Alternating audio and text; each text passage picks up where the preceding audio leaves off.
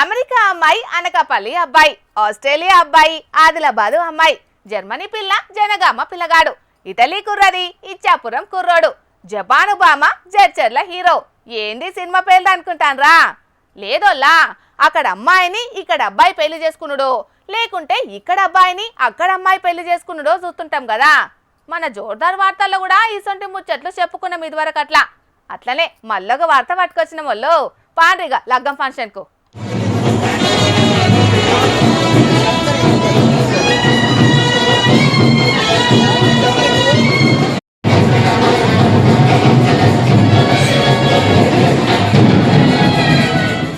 ఓ పక్క అచ్చ తెలుగు పాటలతోటి బ్యాండ్ బాజా సప్పుళ్ళు ఇనబడితేనే ఉన్నాయి, ఇంకో పక్క అక్షంతలేసేటోళ్ళు ఏత్తనే ఉన్నారు, ఫోటోలు దిగేటోళ్ళు దిగుతూనే ఉన్నారు. పోన్రి లగ్గం అయిపోయినట్టే ఉన్నది, చూత్తాంటే అవు అయినట్టే ఉన్నది. గణపతికి దండం పెట్టుకున్నారు, జీలకర్ర బెల్లం పెట్టుకున్నారు, ఒగల బొట్టన వేలు ఒగలు దొక్కుకున్నారు, తాలి గట్టి తలంబ్రాలు పోసుకున్నారు, పిల్ల తరపునోళ్ళు పెళ్లి పిల్లగాన్ని ఎత్తుకున్నారు. సుతం ఇంతకేంది కథ అనంటే, సింగపూర్ల పిల్లకు బాపట్ల పిల్లగానికి జరిగిన లవ్ మ్యారేజ్ ఇది. బాపట్ల జిల్లా కంకటపాలమూరు పిల్లగాడు యార్లగడ్డ సాయి సూర్య 10 ఏళ్ల కిందట చదువుల కోసమని సింగపూర్ కు పోతే కాలేజీలో పరిచయం అయిందట రోయన్ అనే ఈ పిల్ల. లవ్ ఎట్ ఫస్ట్ సైట్ అన్నట్టు ఇక ఆ పరిచయం ప్రేమైంది, ఆ ప్రేమ ఇయ్యాల పెండ్లయింది. ఈ పెళ్లికి మేము ఒప్పుకోమనుకుంటా పిల్లింటోళ్ళు పిల్లగానింటోళ్ళు సుతం గ్రీన్ సిగ్నల్ ఇచ్చటాళ్లకు చీరాల ఆర్యవైశ్య కళ్యాణ మండపంలో ఏలు వట్టి పోలు తిరిగిండ్రు ఇద్దరాకం. అచ్చ తెలుగు సాంప్రదాయంలో జరిపించిండ్రు పెండ్లిని. పెండ్లి పిల్లను చూడుండ్రి, ఆ కట్టు బొట్టు చెయ్యంగా అచ్చ తెలుగు అమ్మాయి లెక్కనే ఎంత పద్ధతిగా కానొత్తున్నదో. పిల్ల తరపునోళ్ళంతా కూడా మన తెలుగోళ్ళల్లా కలిసిపోయినట్టే ముస్తాబైండ్రు. మన భారతీయ వివాహ వ్యవస్థ అద్భుతమని చాలా మెచ్చుకున్నారు సుతం. ఇక పెళ్లి పిల్లగాడు మాట్లాడుకుంటా గిట్లా అనుకరావచ్చిండు. నేను రోయను సింగపూర్లో ఒక 10 సంవత్సరాల ముందు కలుసుకున్నాము. యూనివర్సిటీ కాలేజ్లో చదువుకునేటప్పుడు నేను ఇంజనీరింగ్ చదువుకున్నాను, ఆ అమ్మాయి లిటరేచర్ అండ్ ఆర్టిఫిషియల్ ఇంటెలిజెన్స్ చదువుకుంది. అప్పుడు కలిసాము, అప్పుడు ఫ్రెండ్స్గా ఉండి ఇప్పుడు పెళ్లి చేసుకుంటున్నాము. వాళ్ళు సింగపూర్ నుంచి ఇక్కడికి వచ్చి మాకు మన సంప్రదాయం పడి ఇక్కడ పెళ్లి చేసుకోవడానికి ఒప్పుకున్నారు. మా పేరెంట్స్ వాళ్ళ పేరెంట్స్ ఇద్దరు ఒప్పుకొని మన సంప్రదాయం పడి ఇక్కడ వచ్చి 3వ రోజు హల్దీ పెళ్లి కూడా చేయటం అన్నీ అయిపోయి ఇప్పుడు పెళ్లి జరిగిందండి. అబ్బో షానేండ్ల ప్రేమేనుల్లో ఇద్దరిది. ఇక పెళ్లి పిల్ల ఏమన్నదో అది కూడా ఇనుండ్రి. Na Peru Royan. I am from Singapore, and the last few days have been so exciting and full of love and community. I think we really appreciate and find importance in celebrating tradition. So this was a really good experience, and it's so lovely to see everybody come together. It's more than a union of two people; it's a union of two communities. Yeah, thank you. పిల్లకు తెలుగు కూడా నేర్పినట్టున్నాడు కదా అన్న. మొత్తానికి శిల్క గోరెంకల లెక్క ఇద్దరు మంచుగున్నారు. పోన్రి మీ జంటిట్లనే 10 కాలాల పాటు సల్లగా ఉండాలని మా జోర్దార్ వార్తల తరఫున కూడా దీవెరార్తులు పెడుతున్నాం. ఇక ప్రతిపక్షంలో ఉన్నప్పుడు మాకు ఆపదున్నదని ఎవరన్నా చిన్న మతలబ్ పంపినా, ఎవ్వరు రోడ్డెక్కి నిరసన చేసినా చిన్న సీఎం పవన్ కళ్యాణ్ సారు వెంటనే స్పందించేటోడు. ఇక ఇప్పుడు పని చేయగలిగే పెద్ద పదవిలోనే ఉన్నాడు కాబట్టి చాలా మంది పవన్ సార్కు వాళ్ళ తిప్పలు చెప్పుకుంటున్నారు. అట్లా గీ పిల్లలు సుతం పవన్ సారును ఒక కోరిక కోరుకుంటా వీడియో పెట్టిండ్రు. మరి వాళ్ళ బాధ ఏందో ఆర్చుకుందాం పండ్రోలా.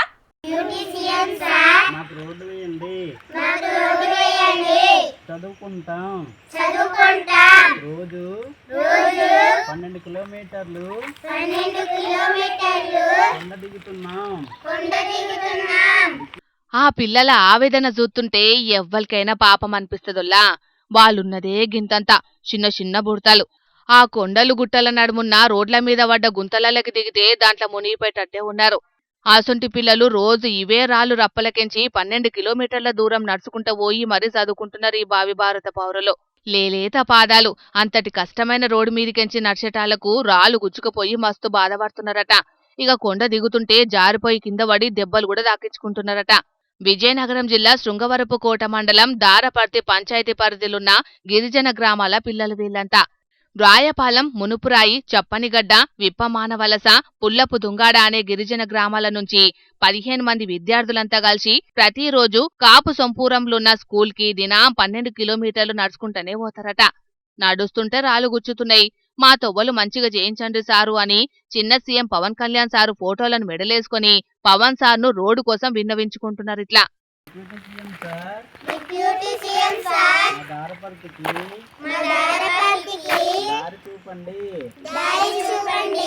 డిప్యూటీ సీఎం పవన్ సారు మీకు దండం పెడతాం. మా బాధను మేము ఎవరికి చెప్పుకోవాలనో తెలియక మిమ్మల్ని అడుగుతున్నాం.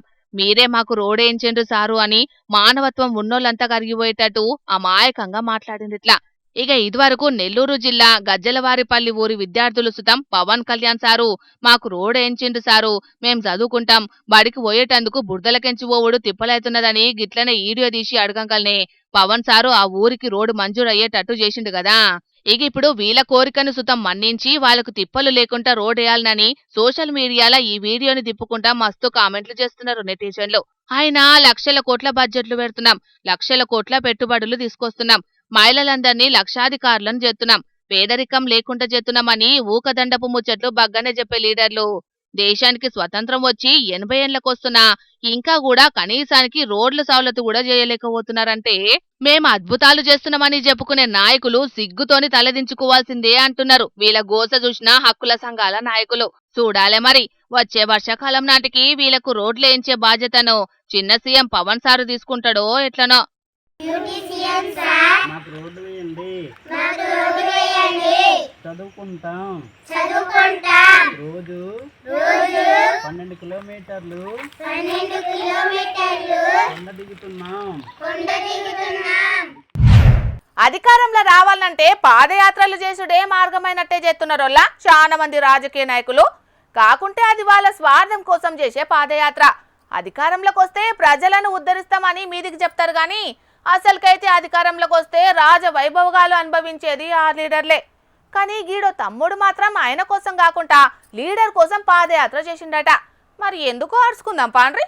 నెక్స్ట్ సీఎం కేసీఆర్ రావాలని అలా యాత్ర చేసిన 4 రోజులు అంకిల్లో నుండి తెలంగాణ భవన్ వరకు. విన్నారు కదా, కేసీఆర్ సారు ముఖ్యమంత్రి కావాలని నారాయణపేట నియోజకవర్గం కోయిల్కొండ మండలం అంకిల్ల ఊరు నుంచి తెలంగాణ భవన్ దాకా పాదయాత్ర చేసిండట. కావాలి రామచందర్ ముజురాజ్ అనే ఈ తమ్ముడు కేసీఆర్ ముఖ్యమంత్రి కావాలి, రాజేందర్ రెడ్డి ఎమ్మెల్యే కావాలని 4 రోజుల్లోనే 140 కిలోమీటర్లు పాదయాత్ర చేసిండట. మరి కేసీఆర్ ఎందుకు సీఎం కావాలనుకుంటున్నావంటే రైతులు ఏరియా లేదు, ఏమీ లేదు, రైతులు ఆత్మహత్య ఇదవుతుంటారు. 748 మంది చచ్చిపోయింది. వీడికి 2 ఏళ్ళలోనే ప్రభుత్వం మన తెలంగాణ మనం పోరాటం తేవాలనుకుంటే కేసీఆర్ సార్ని గెలిపిస్తున్నాననుకుంటే మనం అందరం సాధించాలి. కాంగ్రెస్ సర్కార్ వచ్చిన కాడ నుంచి రైతులు మస్తు గోస పడుతున్నారు. యూరియా దొరుకుతలేదు, ఏం లేదు, పంట నష్టపోయి రైతులు జీవి తీసుకుంటున్నారు. ఇక రైతులు బాగుపడాలంటే కేసీఆర్ సారే మళ్ళా ముఖ్యమంత్రి కావాలని అంటున్నాడు. ఇట్లా అభిమానాన్ని చూపించిన ఈ తమ్ముని BRS party general secretary Ravula Chandrashekar Reddy sir సన్మానించిండు. కార్యకర్తలంతా కాంగ్రెస్ పార్టీ చేస్తున్న అన్యాయాలను ఎదిరించి కొట్లాడాలి, తప్పకుండా మళ్ళోపారి కేసీఆర్ సార్ ప్రభుత్వమే వస్తది, మీరేం ఫికర్ చేయకూరని భరోసా ఇచ్చినట రావుల సారు. మొత్తానికైతే లీడర్ల కోసం ఏదైనా చేసే ఇటువంటి కార్యకర్తలు కూడా ఉండు మాత్రం గొప్ప ముచ్చట్నే పోర్రి. పచ్చని మొలకలు చెట్లతోని మనసుకు హాయిగా అనిపించేటట్టు ఉండాలని పోయిన సర్కారు అన్ని ఊళ్ళల్లో పల్లె ప్రకృతి వనాన్ని ఏర్పాటు చేసింది. చాలా ఊళ్ళల్లో మినీ పార్కుల లెక్క తయారు చేసిండ్రు ఈ పల్లె ప్రకృతి వనాలను. పిల్లలు ఆడుకోవడానికి, పెద్ద మనుషులు సరదాగా ముచ్చట్లు పెట్టుకునేటందుకు మంచిగా ఉంటున్నాయి వనాలు. అసంటి పల్లె ప్రకృతి వనాన్ని గీడో పంచాయతీ పాలక వర్గం ఏం చేసిందో చూడుండ్రోలా.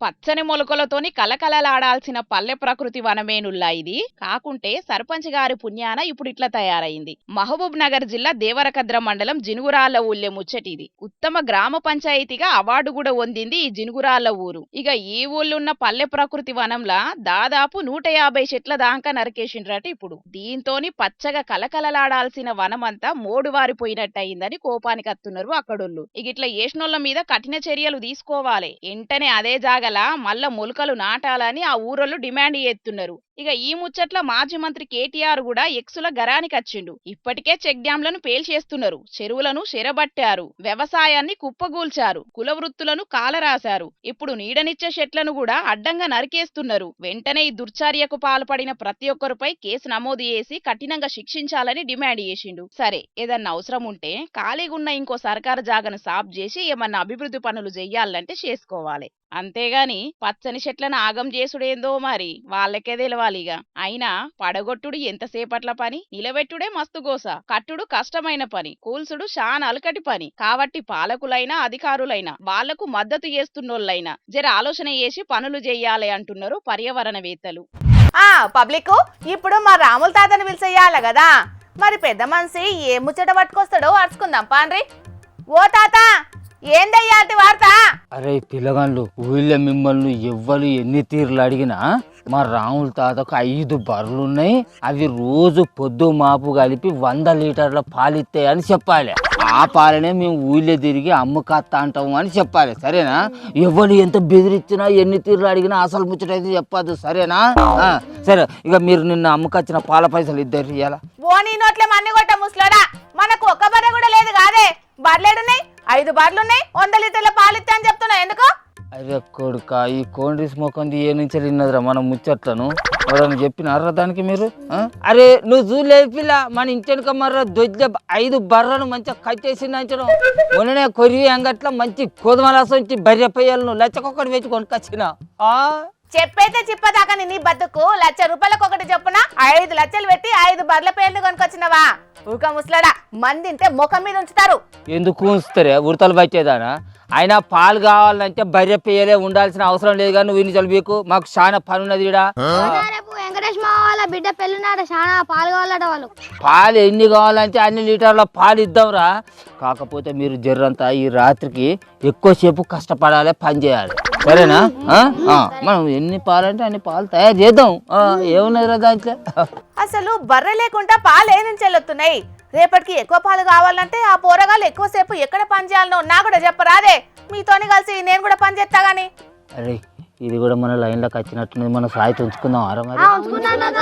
ఇక బుజ్జి మా వాళ్ళు ఒప్పుకున్నారు కాబట్టి నిన్ను మా సాయితా ఉంచుకుంటాను. నీకు అన్ని ముచ్చట్లు చెప్తాం కానీ మరి నువ్వు మళ్ళీ ఎవరికి చెప్పద్దు, అవతోడా? తల్లి తోడు, నేను ఎవ్వరికి చెప్పను. ముచ్చట ఎన్నో ముందుగాలే చెప్పు, నీకు పుణ్యం ఉంటది గాని. ఏం లేదు పిల్ల, పాలు కావాలంటే బర్రెలే ఉండాల్సిన అవసరం లేదు. ఒక ఊరియా బత్త, 5 కిలోల సరుపు పొడి, 5 కిలోల నూనె అయినా ఏసంటి నూనె అయినా పర్వాలేదు, అలక తక్కువ అయింది అనుకో రూపాయి మనకే కలిసి వస్తుంది కారా. ఇక వీటన్నింటిని వేసి కలిపేటందుకు ఒక గ్రైండరు, ఇవి ఉంటే చాలు. ఇంతనే కూర్చొని బర్రె లేకున్నా కూడా ఎన్ని లీటర్ల పాలు కావాలంటే అన్ని లీటర్ల పాలు తయారు చేయవచ్చు. మళ్ళా ఏడు పెడితే చిక్కగా అంచేటట్టు తయారు చేయవచ్చు. ఎరికేనా? మేము అట్లే తయారు చేసి అమ్ముతాను రోజు. మరి మీరు తయారు చేసే పాలకు పాల వాసన రాదు కాదే, అది రావాలంటే ఏం చేస్తారే? నీ పాల వాసన, ఆ పాల వాసన వచ్చేందుకు 10 లీటర్ల అసలు పాలను వేరేటోళ్ళ దగ్గర కొనుక్కొస్తాం, ఇలా కలుపుతాం. ఆ పాలు ఈ పాలు అన్ని సేమ్ పాలు అయిపోతాయి. ఇక అయిపోయాయి. ఇక 100 లీటర్ల పాలు అంటే లీటర్కు 80 రూపాయలు వేసుకున్న రోజుకు 8,000 రూపాయలు, నెలకు 324 అంటే 2,40,000 రూపాయలు పుల్లు సంపాదన మాకు. మీ నోళ్ళ మన్నుగొట్ట, మీ పాపాలకు తలకొరిగి పెట్ట, గింత పాపమా ముసలోడా? ఇటువంటి లత్కోరు పనులు చేసేటందుకు నీకు జర్రందన్న సిగ్గుశరం లేదానే? మేము ఈసొంటి లత్కోరు పనులు చేస్తా అంటే బాధ్యతగా ఉండాల్సిన సర్కారులే చోద్యం చూసుకుంటా ఉంటా అంటే ఏదో బతుకు తెరువు కోసానికి ఈసొంటి బచ్చబాజు పనులు చేసే మాకెందుకు సిగ్గుశరం ఉండాలి? చిల్లర మొక్కందానా కారా? అవునవును, ఆ సర్కార్లే చక్కగుంటే మీ అసంటి కల్తీగాళ్ళ కథలు గిట్లెందుకు నడుచు గాని. ఇగో మీ లెక్కనే మన రాజమండ్రిలా పాల వ్యాపారం చేసుకునే గణేష్ అనేటోడు నకిలీ పాలు తయారు చేసి అమ్మితే అవి దాగిన 15 మంది దావకాండ్ల మస్తు తిప్పలు పడుతున్నారట, ఎరికేనా? ఓహో, మాకు మస్తుగా తెలుసు కానీ నువ్వు జర్రసేపు ఆగాలి.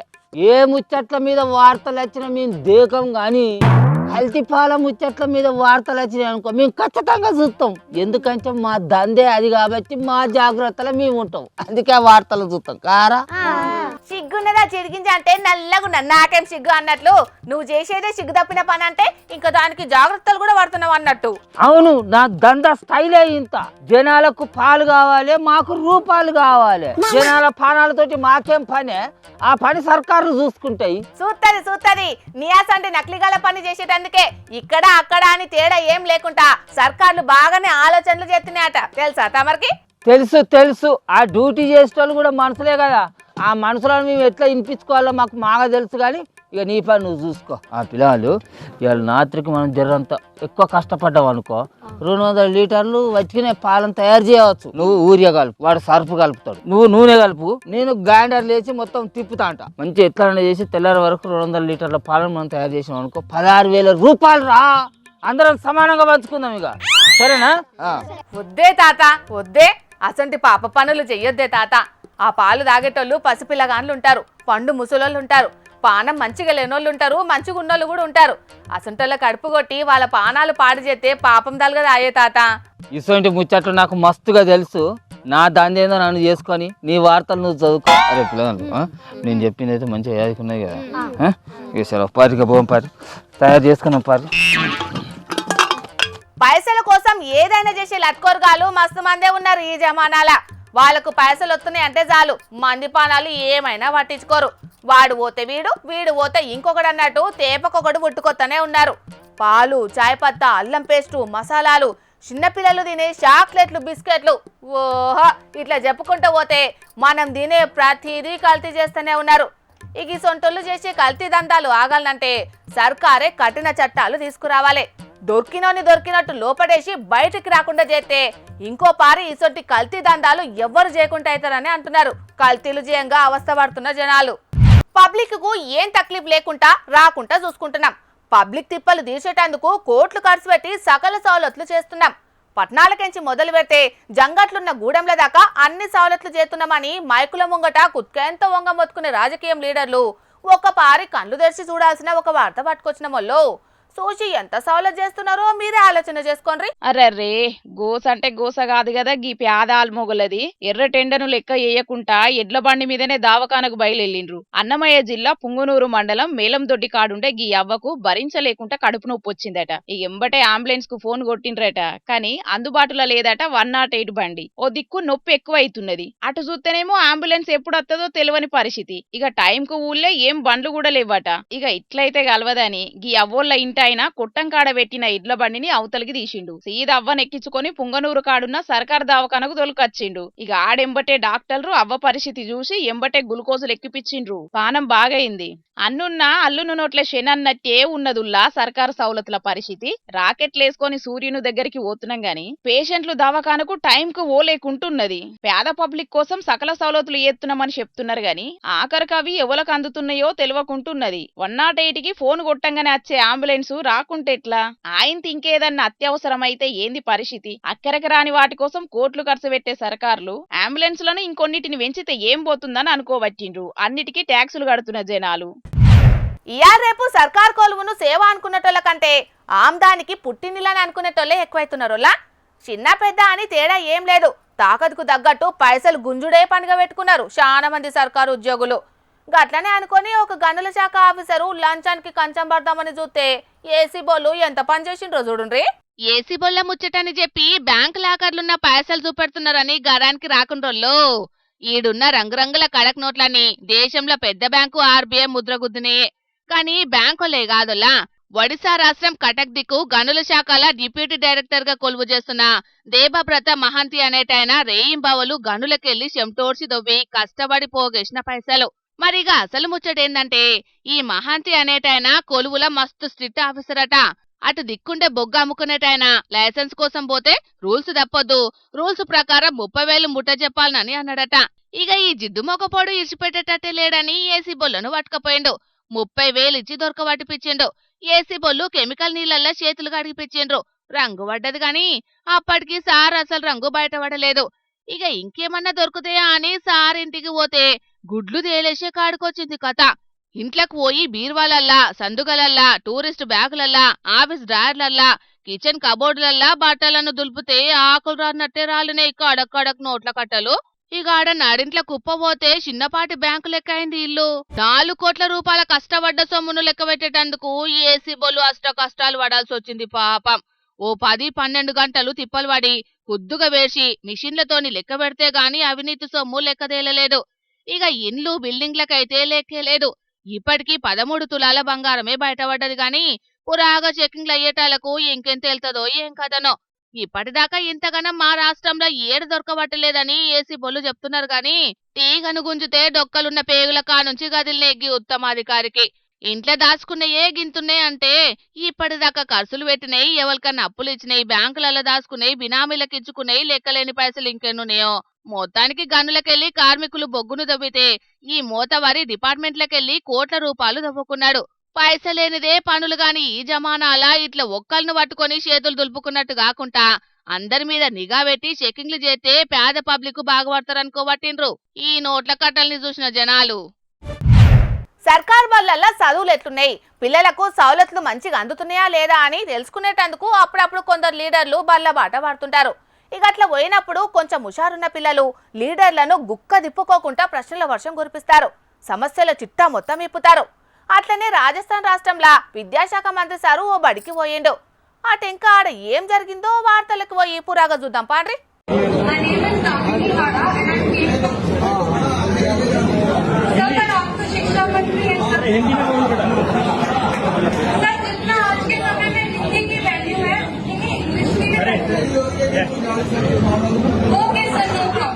ఇగో ఈ బుజ్జి విద్యాశాఖ మంత్రి కదా అని చెప్పి ఆయన ముంగట మంచిగా ఇంగ్లీష్ లో మాట్లాడుతుంటే పాపం మా సారుకు ఇంగ్లీష్ సమజ్ కాలేదు. ఇక మంత్రి కాబట్టి ఏం మొహమాటం లేకుండా హిందీలో మాట్లాడమని అడిగిండు. దీంతోని ఆ బుజ్జి మంత్రికి దిమ్మ తిరిగిపోయే రిప్లై ఇచ్చింది ఇట్లా: మీరు విద్యాశాఖ మంత్రి అయ్యుండి ఇంగ్లీష్ అర్థం చేసుకోలేరా అని ముక్కుసూటిగా ప్రశ్నించింది. దీంతో ఒక్క క్షణం ఆయనకు తలక ఏడబెట్టుకోవాలనో అర్థం కానట్టున్నది పాపం. మొత్తానికైతే మంత్రి అడిగినట్టు ఆ బుజ్జి హిందీలోనే కడమ ముచ్చటంతా చెప్పింది. ఈయన పేరు మదన్ దిలావర్, రాజస్థాన్ రాష్ట్రంలో విద్యాశాఖ మంత్రి. ఏదో చేద్దామని బడికి పోతే ఏదో అయ్యింది ఈయన పరిస్థితి. ఇక ఈ వీడియో ఇప్పుడు దేశమంతటా పొట్టు తిరుగుతున్నది. ఒక్క రాజస్థాన్ రాష్ట్రంలోనే కాదు, చాలా రాష్ట్రాల సుతం ఏం తెలియనోళ్ళు కూడా మంత్రి పదవులు ఎలుగబెడుతున్నారు. సోషల్ మీడియాలో ఈ వీడియోను మస్తు వైరల్ చేస్తున్నారు. అటెండర్ నౌకరికి నోటిఫికేషన్ ఇచ్చిన డిగ్రీలు పీజీలు చదివినోళ్ళు పోటీపడి పరీక్షలు రాస్తున్నారు. అదే రాజకీయాల్లో మాత్రం ఎసొంటి చదువులు లేనోళ్ళు కూడా ఎమ్మెల్యేలు మంత్రులు అయిపోవచ్చు. నిశాన అయినా ప్రజలు ఓట్లేసి గెలిపిస్తే చాలు ఎమ్మెల్యేలు అవుతారు, మంత్రులు ముఖ్యమంత్రులు కూడా అవుతారు. అది మన దేశంలో ఉన్న పరిస్థితి అని కొందరు. కనీసం 10వ తరగతి కూడా పాస్ కాని మనిషి విద్యాశాఖ మంత్రి పదవి ఎలగబెట్టి విద్యాశాఖను చక్కబెట్టే నిర్ణయాలు తీసుకుంటాడు. డాక్టర్లు ఏం చేస్తారో నర్సులు ఏం చేస్తారో తెలియనోళ్ళు కూడా వైద్య శాఖ మంత్రులుగా పనిచేస్తున్నారని ఎడ్డించుకుంటా సోషల్ మీడియాలో మస్తు కామెంట్లు పెడుతున్నారు. ఏం చేస్తాం, రాజ్యాంగం అసొంటి రాజకీయ హక్కులు కల్పించింది మరి అనుకుంటా ఇంకొందరు నిట్టూరుస్తున్నారు. ఇక తెచ్చిన వార్తలన్నీ అయిపోయినాయి. ఇవుల్లా ఈ ఆల్టి జోర్దార్ వార్తలు. మళ్ళొచ్చే జోర్దార్లో మళ్ళా కలుద్దాం. అప్పటిదాకా చూస్తూనే ఉండండి హెచ్ఎం టీవీ. అట్లనే ఇంకిన్ని మంచి మంచి వార్తల కోసం హెచ్ఎం టీవీ యూట్యూబ్ ఛానల్ని సబ్స్క్రైబ్ చేసుకోండి. ఇలాంటి ముచ్చట్లు ఆడ మస్తుగా ఉంటాయి. అన్ని ముచ్చట్లు మీ దాకా చేరాలంటే తప్పకుండా గంట కొట్టుండ్రి, లైక్ చేయండి. ఈ ముచ్చటను మీ దోస్తులకి షేర్ చేయండి. ఏమంటున్నాం? సరే మరి, టాటా.